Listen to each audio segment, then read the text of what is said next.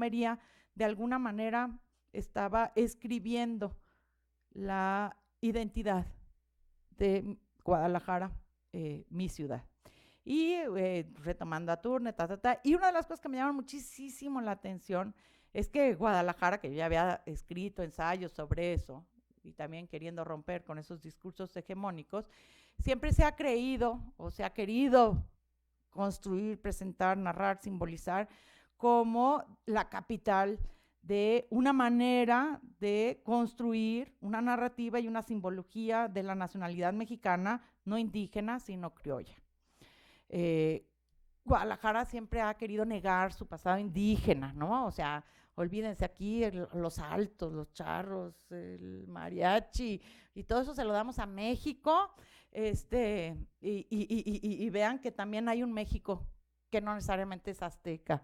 Y bueno, se quiere diferenciar del centro, pero en todo Guadalajara tiene una geografía, tiene una narrativa, tiene una historia de negar, digamos, toda esa presencia de lo indígena en su identidad.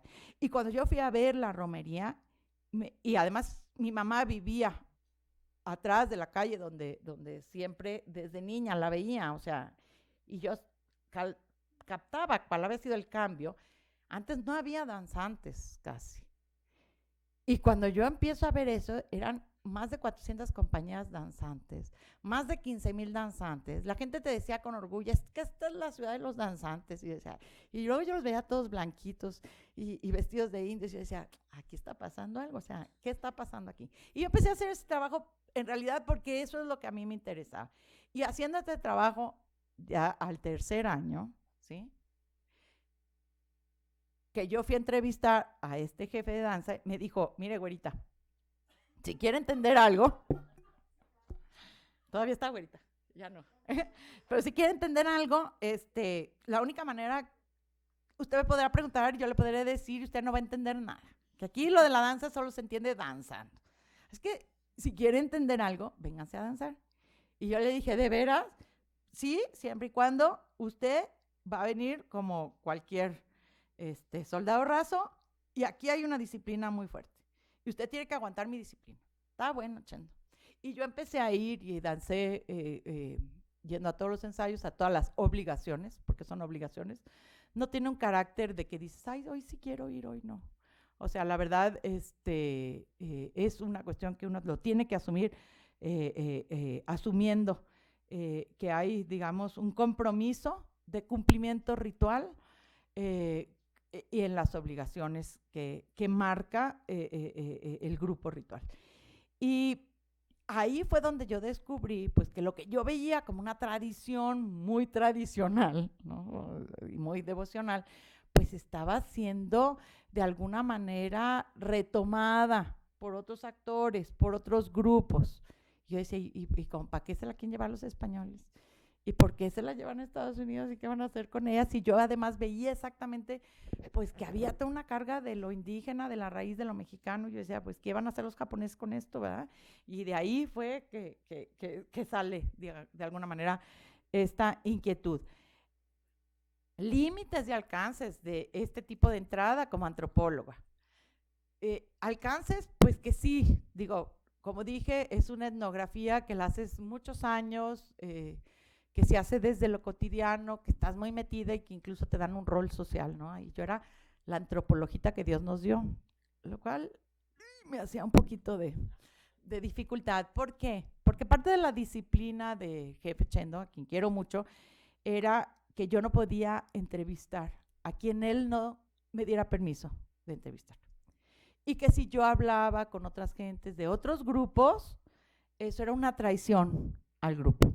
Entonces, obviamente, tiene límites. Pertenecer, meterte de lleno a un lugar, tiene límites para la manera en que tú te puedes relacionar hacia afuera. Y obviamente, como yo asumí, en la danza conchera hay una especie de iniciación, de un rito, como si fuera un bautizo, vas vestida de blanco, y hay un ritual, o sea, no es nomás entro y salgo, o sea, hay una serie de elementos importantes. creo que me sirvió mucho para entender otras dimensiones simbólicas del ritual, que tiene mucho más que ver con la fuerza, que ahora le llama sordas, el embodiment de esta cuestión corporalizada, que creo que es muy importante en el ritual y que de otra manera uno alcanza a entender únicamente estas partes discursivas, pero no las partes simbólicas. Y ahí es una cuestión que también es una parte de mi propia experiencia, de mi reflexión, no a todo el mundo le parece, pero bueno, es parte de lo que yo creo que lo emocional es importantísimo para entender la fuerza de lo simbólico, o sea, y que eso de lo emocional se vive en el ritual y es, obviamente, eso también crea identidad y significados. No sé si con eso ya, y bueno, pues sí, sí fue una invitación, no es una invitación abierta a todos, la que hacen los concheros, pero pues sí, sí tuve una invitación para entrar.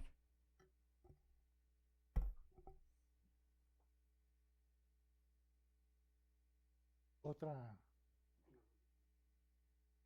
bueno, Ay, perdón. Eh, Primero conseguimos un financiamiento.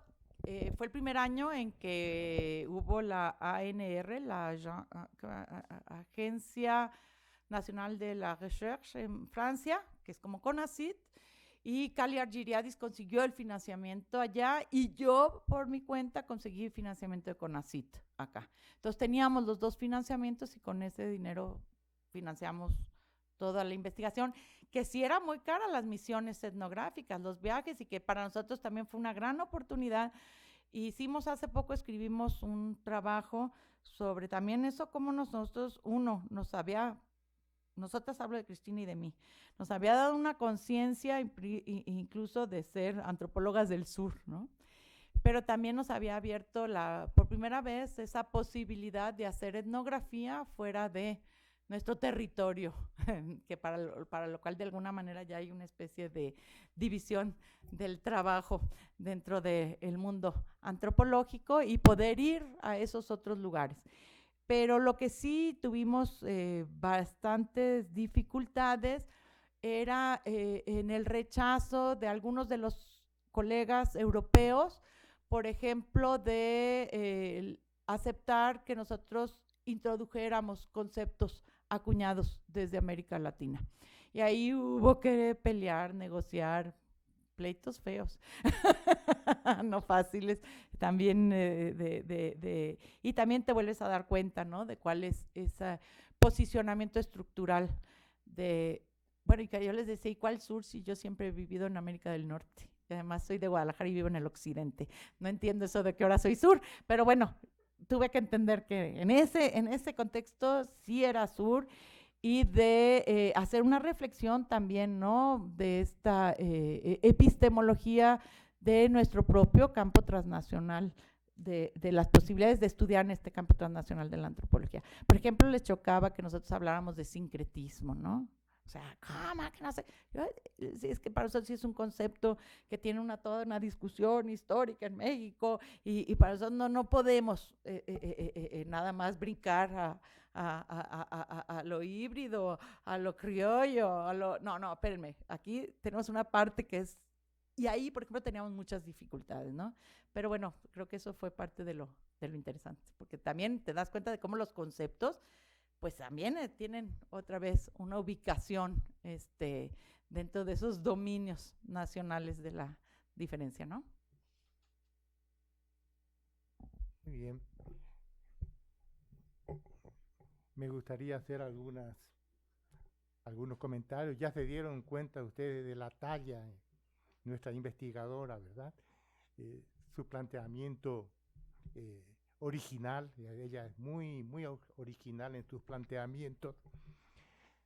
Lo que yo diría, mi primera cuestión sería la necesidad urgente de la interdisciplinaridad en este tipo de investigaciones. Por ejemplo, la presencia de la sociología y de la necesaria absolutamente, y de la geografía cultural. Los brasileños han hecho cosas magníficas en materia de geografía para entender eso de las territorializaciones, desterritorializaciones y transterritorializaciones, que no sería un concepto pertinente en la geografía, no saben, con Rogerio Hesber y compañía, ¿no? Que lo hemos tenido aquí. ¿Por qué digo esto? Porque en realidad el gran tema aquí es migraciones y cultura, y la religión como parte de la cultura. No hay que separar. Acuérdate que, según Lotman, por ejemplo, la religión es el sistema modelante secundario de las culturas populares. De que eso de andar separando, nunca me ha gustado andar separando la religión de la cultura. La religión es parte de la cultura. No. Tanto es así que todo lo que maravillosamente has dicho acerca de la migración, de las religiones, de los símbolos, se podría decir de cualquier otro rasgo cultural no religioso. En realidad, se trata de la problemática de la cultura y por lo tanto de la religión dentro de la sociología, las migraciones, porque todo lo que tú señalas acerca de la movilidad, los circuitos, las orientaciones sur-norte, norte-sur, son circuitos de la migración. Perdóname, pero las raíces no migran. Está muy bien como metáfora eso de que las raíces de movimiento. Pero cuando las raíces migran, no migran las raíces, sino las ramas. Las raíces se quedan ahí, porque una raíz no se puede entender sin la territorialización en el sentido de localismo, en el sentido geográfico del término, ¿no? Y nunca, digamos así, una diáspora, el lugar de una diáspora nunca es raíz, ya son ramas. ¿Verdad?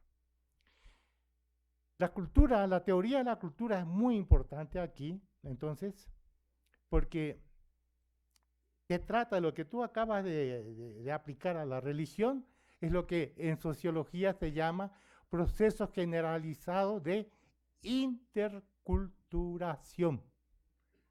Pasa que tú has enfatizado la interculturación entre entre las manifestaciones religiosas, símbolos religiosos, etcétera, etcétera, ¿no? La interculturación. Evidentemente, cuando uno migra, si yo soy migrante, yo migro hay una, ¿cómo se llama? Hay una samba argentina que me suele gustar mucho. Y en estos días anduve cantándola. Cuando uno migra, lleva la patria adentro. Llevar la patria significa llevar su propia cultura y su religión. Así que yo retomaría dentro de un contexto más amplio, ¿no? Se trata de la problemática de la interculturación, que eso lo ha desarrollado últimamente la sociología, y la sociología les podría dar elementos de análisis mucho más finos todavía. La hibridación es solamente un pequeño elemento. Atención que yo no soy crítico de la hibridación. Soy crítico de los que dicen que la hibridación es marca de una supuesta cultura posmoderna. Lo que yo digo es al revés, que la hibridación es constitutiva de toda cultura, ¿no? Entonces es una cosa muy diferente. Además, en los procesos de interculturación se tiene en cuenta, por ejemplo, hay interculturaciones simétricas, disimétricas, etcétera, etcétera, y hay modalidades tan interesantes que podría ayudar muchísimo para este tipo de investigaciones, como la distinción entre diferentes formas de, digamos así, de convergencia y de interculturación. 1, ósmosis. 2, hibridación, pero solamente un caso. 3, transferencia, injerto, crasis, y también lo que se llama aculturación antagonista. Es decir, que cuando estas culturas, cuando estos tipos de culturas migran, de religiones o de símbolos migran, también encuentran conflictos y resistencias. Les puedo asegurar que no van a entrar jamás en áreas como de la religión musulmana, por ejemplo. Y todo esto es una visión mucho más amplia el concepto de aculturación antagonista es fundamental, por ejemplo. Es decir, que muchos piensan que como un gran descubrimiento la hibridación. Actualmente pensamos en sociología, sobre todo en teoría de la cultura, que la interculturación es constitutiva de la cultura. No se puede pensar la cultura y la evolución de cualquier elemento simbólico, sea religioso o no, sin que haya interculturación, contagio mutuo, qué sé yo, como de polinización, de todo eso. Hay muy diferentes modalidades de contagio, digámoslo así, ¿no? Y hay también simultáneamente modalidades de repulsión que hay que tener en cuenta. Entonces yo pondría todo esto dentro de una concepción más general de la cultura como interculturación, y aquí entra de lleno la sociología, gente como por ejemplo de Morgon o bien Debreu han elaborado esto, ¿no? Y estos conceptos que son sumamente finos para ver todas las modalidades posibles de las contaminaciones, etcétera, y inseminaciones, diseminaciones, de lo que ustedes quieran, es muy interesante. Así que vamos hacia una concepción de la cultura y por lo tanto de la religión como procesos, fundamentalmente como procesos en permanente cambio y no como productos terminados. Hacia ahí vamos, ¿no? Otra cosa muy importante, decía, la importancia de entrar también en hibridación, aquí con no solamente con la sociología, también la geografía, y para hablar correctamente sobre fenómenos de desterritorialización, reterritorialización, etcétera, etcétera. La tesis básica es: no hay desterritorialización sin reterritorialización. Y el concepto de esto que tú manejas aquí ¿de qué? Transterritorialización, que es simplemente el proceso de transición, no sería pertinente para el análisis. Y además hay diferentes tipos de territorios. Hay territorios lugares, territorios regiones, y hay territorios redes, etcétera, etcétera. Ahí enriquecería enormemente el análisis una hibridación, pero en términos epistemológicos, ¿no? Una amalgama con geógrafos y sociólogos para hacer tu red de investigación. Me parece genial, ¿no? Deberían haber más sociólogos. Además, los sociólogos te introduciría la necesidad, por ejemplo, de introducir representatividad. ¿Qué representatividad? En términos cuantitativos tienen estos elementos religiosos, digamos así, que emigran. Son iglesias, son denominaciones, son cultos, son ritos. ¿Qué son? Danzas. Hace falta tipologizar muy bien qué es lo que mira, ¿no? Y esa tipología, su representatividad, etcétera, etcétera. Y además de eso, faltaría explorar mucho más la dimensión subjetiva. Es decir, que es muy interesante la descripción de los cultos, la objetividad, las manifestaciones objetivas, los altares, las mesas, etcétera, etcétera. Pero ¿cuáles son las creencias subjetivas que están por detrás? ¿Y qué función desempeña esa creencia? Cada vez estoy más convencido de que la religión debería definirse pragmáticamente. ¿Para qué sirve? ¿No? Y todo eso, ¿no? ¿Qué más? Pues esto sería. Lo que me parece genial y lo que me parece un aporte fantástico es que esta manera, esta investigación en redes y en movimiento, me parece que es una contribución metodológica fantástica para estudiar los procesos de interculturación. Así que es decir, yo estoy totalmente de acuerdo con todo, pero lo metería dentro de un contexto más amplio, un concepto mucho más amplio de interculturación, de eso se trata, no separaría la religión de la cultura, porque la religión es parte de la cultura, incluso históricamente y genéticamente, ¿no? Y introduciría también la geografía, porque estamos hablando de migraciones, y tendría cuidado con la metáfora. Los símbolos, aunque sean símbolos religiosos, no son los que viajan. Los que viajan son grupos, son comunidades, son los migrantes que llevan su patria adentro y que cuando se trasladan a otros lugares necesariamente tienen que adaptarse y entrar en procesos muy complejos de interculturación.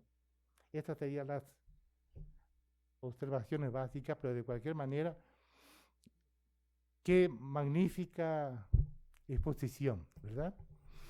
¿Quieres hacer algún comentario? Bueno, muchas gracias, Gilberto. Estoy muy de acuerdo en que la religión es parte de la cultura y obviamente te agradezco mucho, pues sí, estos elementos en donde seguro que los elementos de la geografía y de la sociología abonarán. Y sí, o sea, lo de lo interdisciplinario siempre, siempre es necesario, no siempre es posible. Igual que no siempre es posible hacer algo transnacional, como dije, no es fácil tampoco.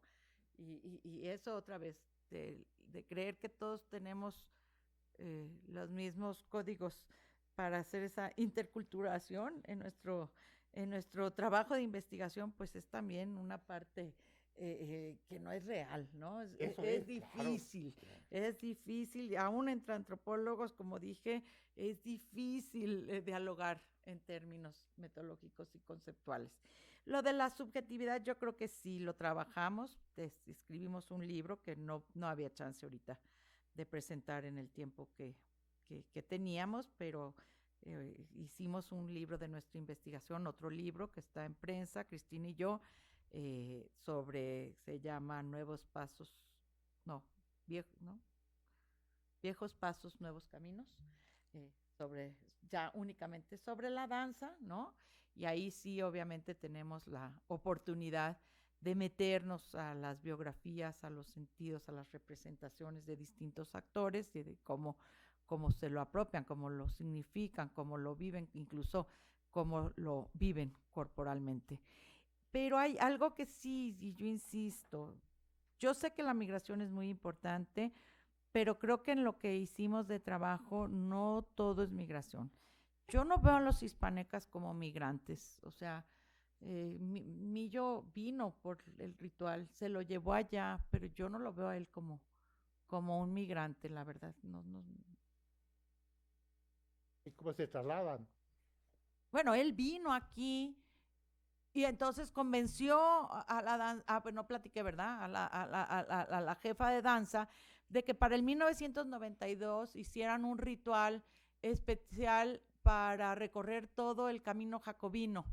Y nada más fueron los danzantes a danzar y allá le entregaron la tradición y él allá continuó con la tradición, pero él nunca ha vivido aquí, no es un migrante, ni tiene intención de migrar ni de vivir aquí, o sea, no lo veo yo como migrante, ¿no? Es alguien que viene aquí a retomar una tradición que le parece como otros fueron a retomar tradiciones de Oriente, pero no han vivido en Oriente y Millo no ha vivido ni vivirá aquí, o sea, no es migrante, creo.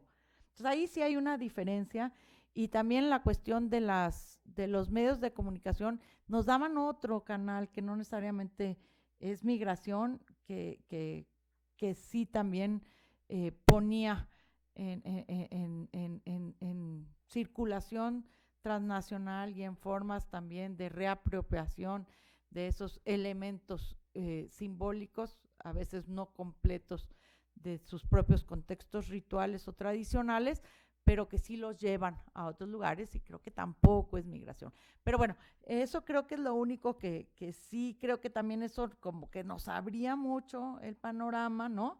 Y eso obviamente a veces limita el uso de ciertas categorías más precisas, más certeras, cuando tienes un panorama muy abierto que quieres de alguna manera también darle como una especie de sombrilla, ¿no? A distintas modalidades de movimiento. Entonces, un poquito más aclarar eso, que era una dificultad también.